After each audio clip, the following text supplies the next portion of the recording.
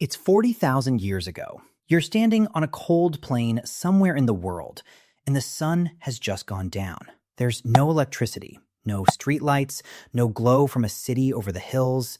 There is nothing, just darkness swallowing everything around you. And then it rises. This giant, glowing silver disk climbing up over the horizon.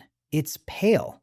It's perfectly round. It hangs there in the black sky, like it's watching you, and you have absolutely no idea what it is.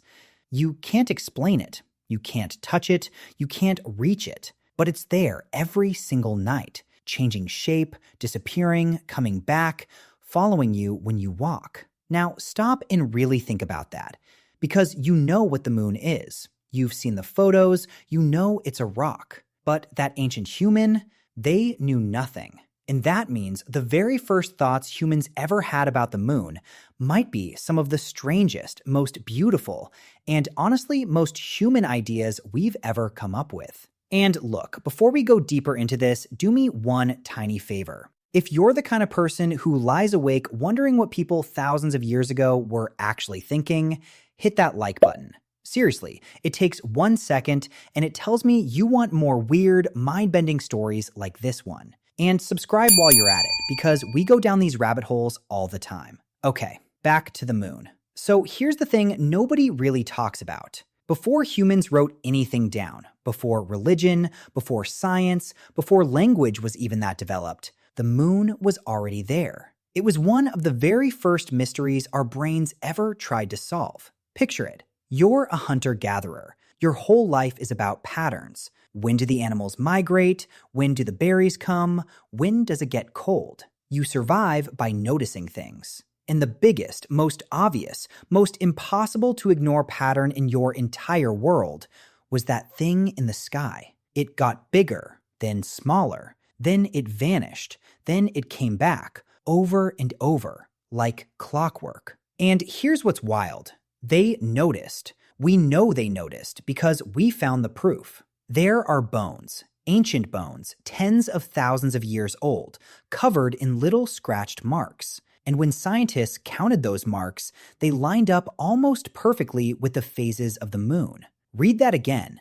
30,000 years ago, someone sat down and carved the moon's cycle into a bone. Think about what that means. Before farming, before cities, before the wheel, humans were already tracking the moon. They were using it as a calendar. It was probably the very first calendar our species ever had. And that makes total sense, right? The moon is reliable. It shows up. It keeps time. If you're a human with no clock, no phone, no way to measure anything, the moon becomes your timekeeper, your rhythm, the heartbeat of the whole world. But here's where it gets really interesting, because tracking the moon is one thing. Explaining it, that's a whole different story. So put yourself back in those ancient shoes. You see this glowing thing that changes shape and disappears. You have no telescope, no science, no concept of space. What do? You do the most human thing possible. You make up a story. And this is the part I love, because almost every ancient culture on Earth looked at the exact same moon and came up with completely different explanations. Same rock, wildly different imaginations. Some cultures thought the moon was a god, a powerful being living up in the sky, watching over everyone. Others thought it was a goddess, often connected to women, to cycles, to birth, to time itself. And honestly, that connection wasn't random. The moon's cycle is about a month long, and a lot of ancient people noticed that rhythm mattered. Other cultures got way more creative. Some believed there was a person living on the moon. Some saw a rabbit up there. And I'm not joking. If you look at the full moon tonight, the dark patches actually kind of look like a rabbit. Once you see it, you can't unsee it. Different people, different continents, no contact with each other, and a bunch of them independently went, yeah, that's a rabbit. That's not a coincidence. That's the human brain doing what it does best, seeing faces and shapes and meaning in everything. Now, here's a question we don't ask enough. Why did so many ancient people think the moon was alive? A god, a spirit, a creature? Because to them, it acted alive. Think about it. It moves, it changes, it shows up and disappears and comes back, like it has moods. It follows you. Have you ever noticed that? When you walk at night, the moon seems to move with you, matching your pace. For us, that's just physics and distance. For an ancient human, that felt personal, like it was paying attention to you. And the moon does something else. It lights up the darkness. Remember, night was terrifying back then. Night meant predators. It meant danger. You couldn't see what was coming. And then this soft silver light shows up, and suddenly you can see the ground, the trees, the path. The moon was literally the only thing standing between them and total blindness in the dark. Of course they loved it. Of course they worshipped it. It protected them. It guided them. It was the light in the scariest part of their world. But there was a flip side, and this one gives me chills. What happens when you love and depend on the moon, and then one night it starts to vanish? Not the normal way, not slowly over weeks. I mean, it goes dark, fast, right in front of your eyes. A lunar eclipse. Imagine you have zero idea what an eclipse is. You're standing there and your moon, your protector, your timekeeper, starts turning a deep blood red. Or it just disappears into shadow. Terrifying, right?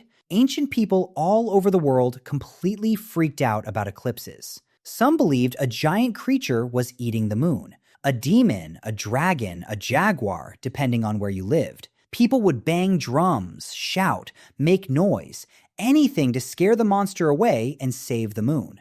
And you know what? It worked. Every single time. The moon always came back. So clearly, the drums were doing the job. That's the thing about being human without science.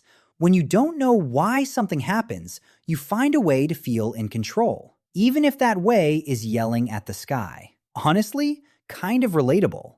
Okay, let's zoom out a little. Because the moon wasn't just a light or a god. For a lot of ancient humans, the moon meant something. It was a signal, a sign, a messenger. A full moon might mean it's time to gather. A new moon might mean it's time to hunt or plant or celebrate. Entire festivals, rituals, and traditions got built around the moon's phases. Some of them still exist today, thousands of years later. A lot of the holidays and calendars people follow right now trace all the way back to the moon.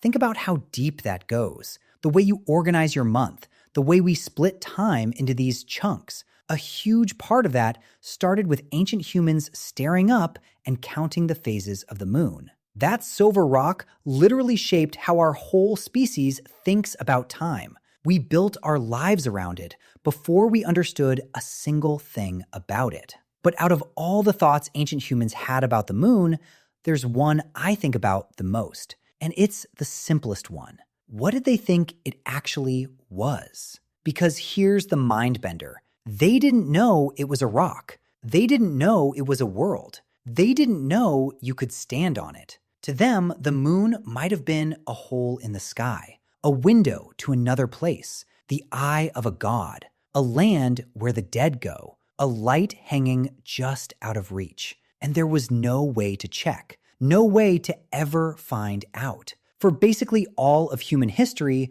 the moon was the ultimate unreachable thing. You could see it every night, clear as day, and you could never, ever touch it.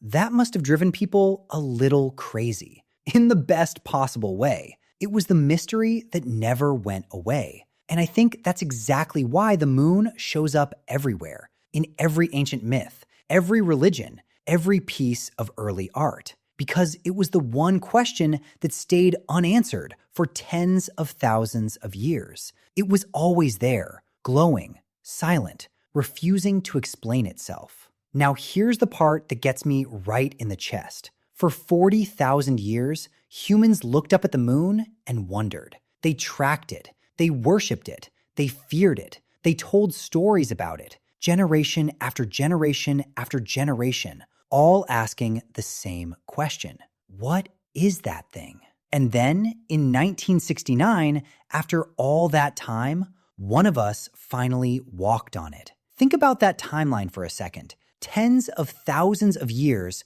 of pure wondering. A single moment where a human being stood on the surface of the thing every one of their ancestors could only stare at. That ancient hunter-gatherer scratching moon phases into a bone had no idea that one day one of their descendants would leave footprints up there. We went from what is that light to actually standing in it. That's the whole story of humanity in one sentence. So the next time you're walking home at night and the moon is just sitting there in the sky, take 1 second and really look at it, because that's the exact same moon. The same one an ancient human stared at in total confusion 40,000 years ago. The same one someone carved into a bone. The same one people banged drums for. The same one that started our very first calendar, our first stories, our first gods.